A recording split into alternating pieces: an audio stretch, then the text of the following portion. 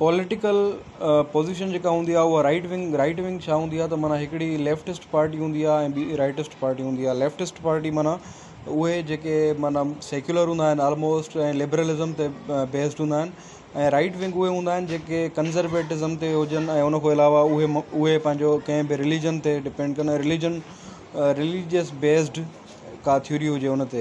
हाणे all India Muslim league जी जेका ideology आहे, जीअं असां हिन में कांग्रेस में पढ़ियोसीं त आइडियोलॉजी जेका हूंदी आहे उहा पार्टी जो बुनियादु हूंदी आहे, जंहिं ते पार्टी जेका आहे उहो पंहिंजी ॻाल्हि तां कॾहिं बि न फिरंदी आहे। माना मैनिफेस्टो चेंज थी सघे थो पर आइडियोलॉजी चेंज न थींदी आहे।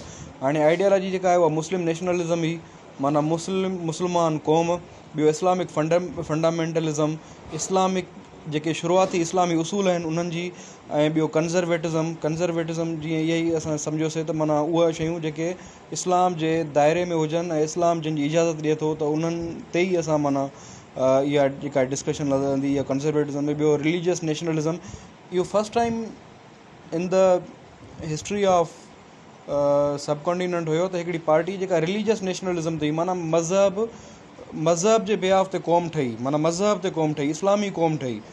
ऐं ॿियो इन जी जेका आहे त इहा आइडियोलॉजी टू नेशन थ्योरी, त माना इंडिया में जेके आहिनि उहे ॿ क़ौमूं आहिनि, हिकिड़ी क़ौम जेका आहे उहा हिंदू आहे ऐं ॿी क़ौम जेका आहे उहा मुस्लिम आहे।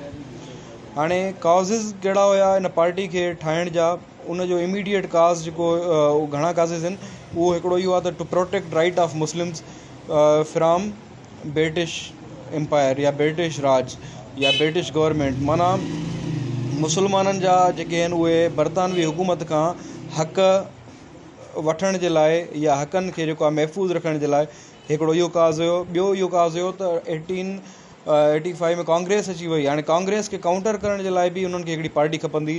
इन खां अॻु में त हिकिड़ो सर सैयद अहमद ख़ान जेको उहो पंहिंजो किरदारु अदा कंदा हुया, पर हाणे सर सैयद अहमद ख़ान जी डेथ थी वई त उन खां बाद में कांग्रेस खे काउंटर करण जे लाइ उन्हनि खे पार्टी जो हिकिड़ो हुजणु लाज़मी हो।